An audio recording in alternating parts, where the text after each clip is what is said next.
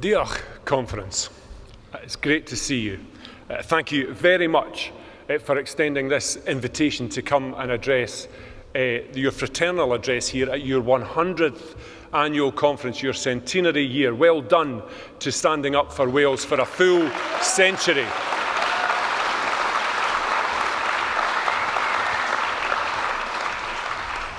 And friends, it's only Plaid Cymru who will put Wales first, not just this time or that time, some of the time, but Plaid Cymru are the only party who will put Wales and the people of Wales first every single time.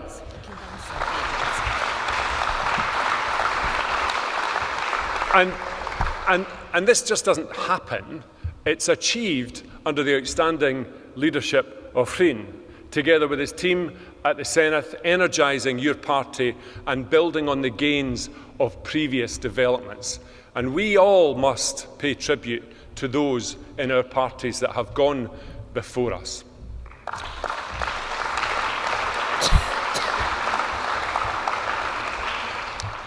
The Plaid Cymru I see here today, I believe, are setting course for an historic victory in the Senedd next year.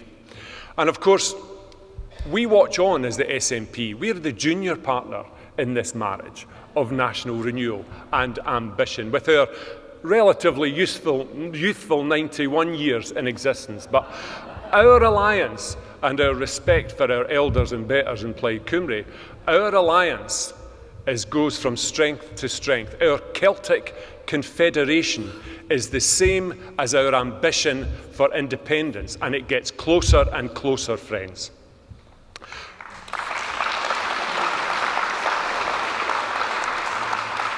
Conference, if I may, I want to develop a little bit the theme of the debt we owe to the members that have gone before us. In 1967, a date that's etched onto the memory of all SNP activists as the year Winnie Ewing's sensational victory in the Hamilton by-election. And since that date, the SNP has had continuous representation in the House of Commons. In 67, the odds were stacked against Winnie in what was a Labour heartland, just like here in Wales. Thinking victory unlikely, the SNP advised Winnie that a good second place would be fine and it would energise the membership. But Winnie was a determined character, and she was determined to win, and buoyed by the fact that just months earlier, the first ever Plaid Cymru MP, Gwâdd Evans, here in Wales, had just won the Carmarthen by-election. The first crack in the so-called granite face of the Union was happening here in Wales.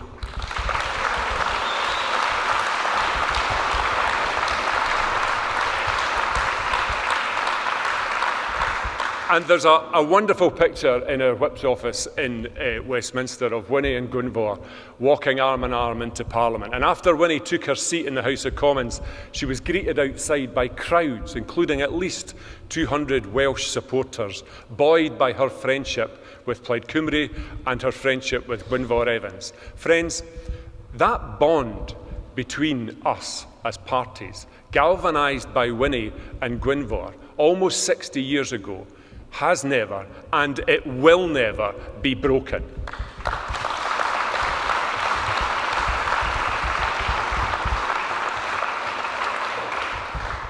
Back at that time, The Guardian said that the success of Plaid Cymru and the SNP serves the London-based parties with a clear warning that Scotland and Wales are increasingly impatient with Westminster's total failure to solve our problems.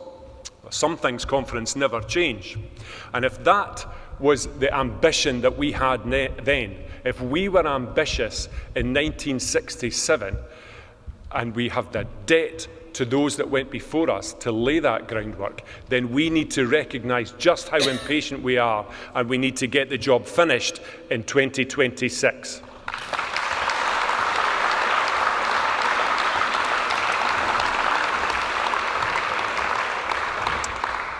Conference, I don't think it's telling tales out of school to say that there are precious few highlights for a nationalist MP sitting in Westminster. But I will tell you one thing. It is a privilege for the SNP to sit with and work alongside your outstanding team of Plaid Cymru MPs led by Liz Saville-Roberts.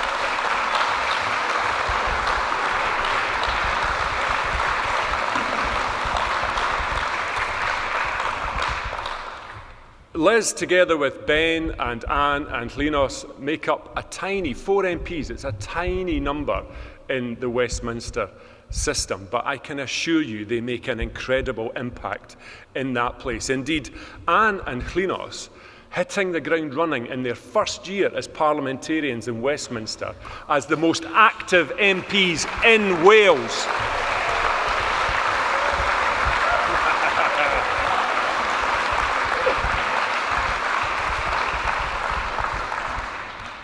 And that's for one reason, Conference, because it doesn't matter whether you're on the streets of Merthyr or you're on the streets of Montrose.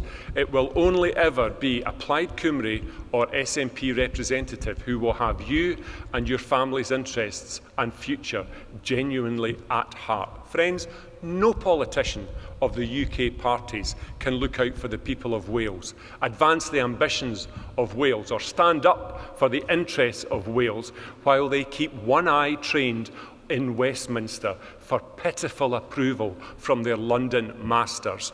We are not encumbered in that way. Wales first, every time.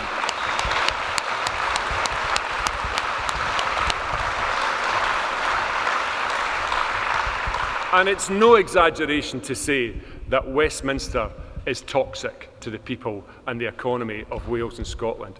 A toxic trilogy currently forcing Scotland and Wales back. The Labour chaos in Westminster only serving to replace the Tory chaos at Westminster. A Brexit which has poleaxed our economies, abandoned our young people and left us to fend for ourselves in trade negotiations. And the rise of the far right across these aisles, friends, make no mistake, it emanated in Westminster. But we must stand firm also on our beliefs and in our ambitions for a future founded in independence for Scotland and, my friends, for Wales too.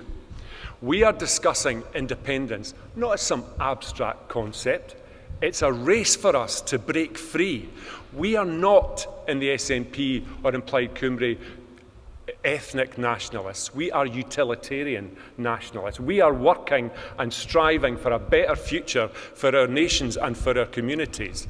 We see the future as it presents itself, and it's two choices. It's the UK's continual decline, or it's the hope and progress that we can secure with Welsh independence.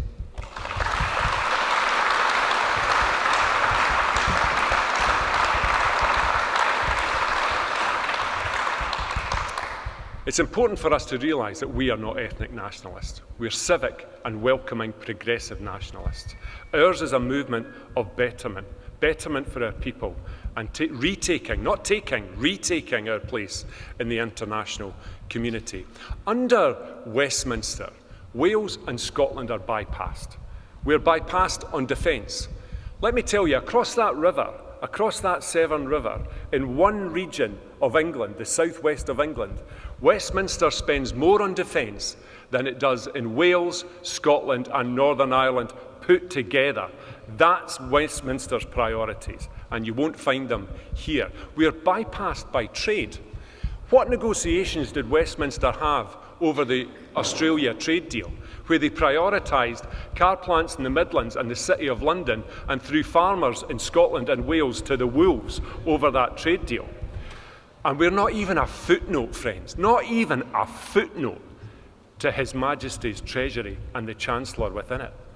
They couldn't care less about the penury they intend to inflict on Welsh farmers with the family farm tax, the Welsh businesses they intend to put to the wall with the family business tax. They don't care about the suffering of disabled or vulnerable people in Wales. And they do all this pain to us, Conference, and they still can't balance the books. They want us to stick with them. They are having a laugh. But your contest next May is a contest for control of the Senate, and it's shaping up to be a two-horse race between Wales's great party of hope, offering renewal, prosperity with Welsh independence versus The centralising, neoliberal, anti-devolutionist snake oil merchants of reform. Now, we who eat, breathe and sleep politics can see through reform's rhetoric. We can undo their phony economics and we can expose their anti-everyone else ideology. But it's not us that needs convinced. Rather, it's the Welsh people, tempted by reform's simple gimmickry, that we need to convince to vote in a way that puts Wales first for once. Friends, we just can't break the cycle of hereditary voting in Wales, only to allow those votes to flow to reform. Another London party, but with whom the circumstances will be even worse. Next May, only a vote for Plaid Cymru will ring the changes the people of your great nation need to see here on the ground in Wales. Friends, the people who are tempted by reform in Wales and in Scotland and in England, they're angry.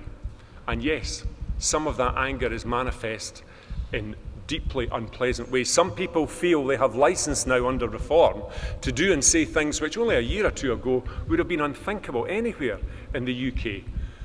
But it's over these last 20 years that the UK's inexorable decline has accelerated. Westminster across these aisles has failed, meaning life for millions of ordinary people is increasingly unbearable. And I'm not exaggerating. People have had enough. The reason we in Plaid and the SNP are beating reform in the polls, unlike Labour and unlike the Tories, is because we offer policies to improve normal people's lives. People are crying out for hope, but they're leaning to reform in desperation. Reform can't deliver positive change for Wales. Reform only offers Wales further division and increased poverty. We have to acknowledge that for far too many, they have been stripped of their ambition, they have been robbed of a decent standard of living, they've been denied any hope for a better future for their kids, and their chance to get their heads above water has been denuded. But we cannot allow them to become deluded also. Deluded into thinking that the elitists leading reform have anything planned other than the acceleration of the transfer of what little wealth is left with the many into the hands of the few, and trampling roughshod over our Welsh devolution in the process.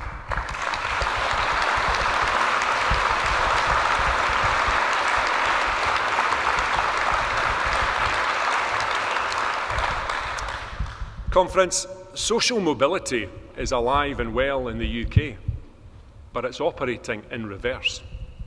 Under successive Westminster regimes and accelerating under Sir Keir Starmer, we see beyond any shadow of a doubt, Labour, Tory, it doesn't make a blind bit of difference to the material welfare of people and communities in Scotland or Wales, or the decline that continues within them. Friends, I'm going to paint you a picture, and I hope you like it.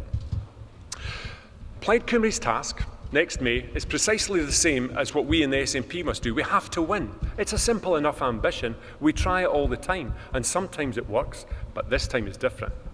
There is a palpable, elemental disappointment with the UK Labour government, compounded across these aisles by a visceral dislike for the vapid opportunist Keir Starmer holed up in number 10 Downing Street. Friends, it's hard to fathom here in Wales where, like we in Scotland, you bore the brunt of her. But after just 1 year, Keir Starmer's approval ratings are even lower than Margaret Thatcher's. This is not a story of success for the Labour Party, and this is the battlefield that we find ourselves on. So if we calibrate our message well, if we get out and knock doors like our lives depend on it, if we double down on high-quality, relevant social media, tailored platform by platform, directed at generational categories, if we energise our support base, and if we raise more money than ever before from ordinary people, not corporate donors, we can win this for Wales.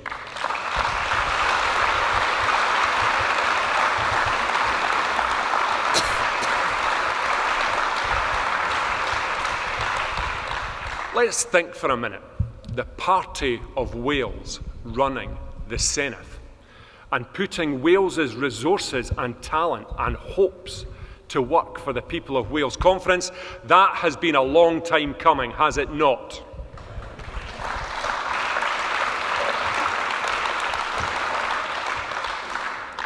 But there's more. I'm not finished painting. If on the 8th of May there's a Plaid Cymru government in Cardiff and an SNP government in Edinburgh, we will have done two things. We will have A, shot Farage's fox, and that's an important thing to do, and B, Starmer will be removed by a Labour Party consumed by panic and paranoia. Conference, you will never find a better 2-for-1 deal than that.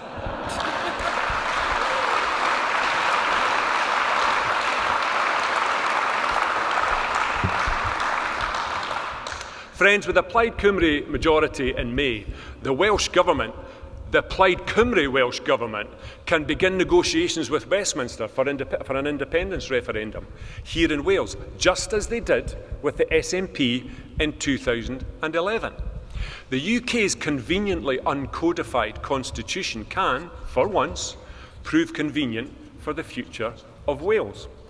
Independence is the only answer to our shared challenge. It is the only means to advance our nation's circumstance beyond this current perma-crisis from Westminster, opening our door to our countries, rejoining the international family of nations, rejoining the EU and disinfecting our communities against the contagion of far-right politics emanating out of Westminster. A referendum for Wales and Scotland is essential to escape the UK before England ushers in Nigel Farage as Prime Minister. Conference, this is our time and this is our duty. It's our duty to our countries and everybody that lives within them. We are, both of us, fighting for the future manifestations of our nations and the communities within them. We are in the race of our lives and we need to stand tall to elevate the circumstance and the future of the people of Wales and their brothers and sisters in Scotland. Conference, we have nowhere else to go. There is no plan B for the crisis our nations face. We must deliver the right and just constitutional settlement for our people and free them from further inevitable institutional decline here in broken Brexit Britain. Conference, I and my compatriots will be working tirelessly to ensure we in the SNP are there to join you, standing shoulder to shoulder as Celtic cousins on the cusp of our deliverance from the yoke of the United Kingdom.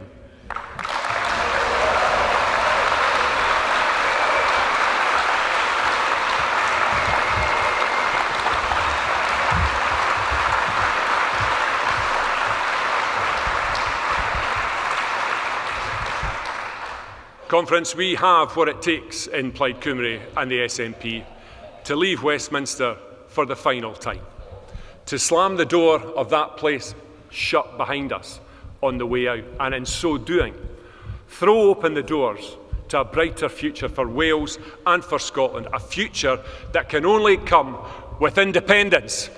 Diolch.